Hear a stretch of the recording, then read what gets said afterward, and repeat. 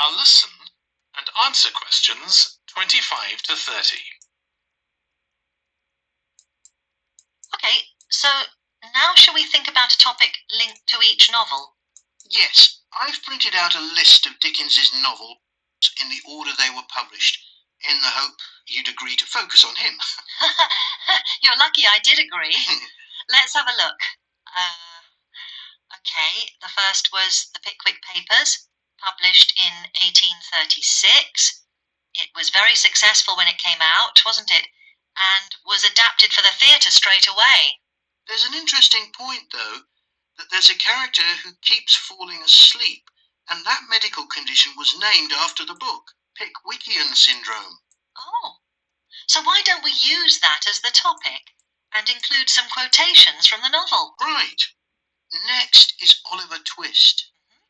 There's a lot in the novel about poverty, but maybe something less obvious. Well, Oliver is taught how to steal, isn't he? We could use that to illustrate the fact that very few children went to school, particularly not poor children, so they learnt in other ways. Good idea. What's next? Maybe Nicholas Nickleby? Actually, he taught in a really cruel school, didn't he? That's right. But there's also the company of touring actors that Nicholas joins. We could do something on theatres and other amusements of the time. We don't want only the bad things, do we? Okay. What about Martin Chuzzlewit? He goes to the USA, doesn't he? Yes. And Dickens himself had been there a year before and drew on his experience there in the novel.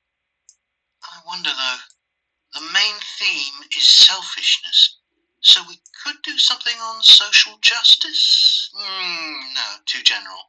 Let's keep to your idea. I think it would work well. He wrote Bleak House next.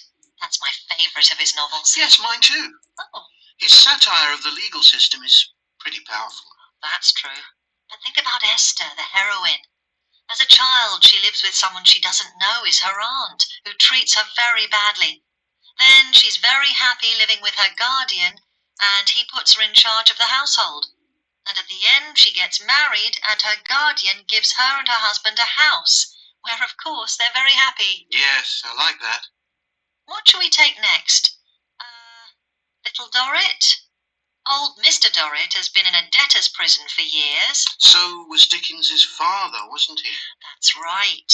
What about focusing on the part when Mr. Dorrit inherits a fortune and he starts pretending he's always been rich?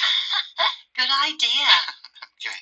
So next we need to think about what materials we want to illustrate each issue.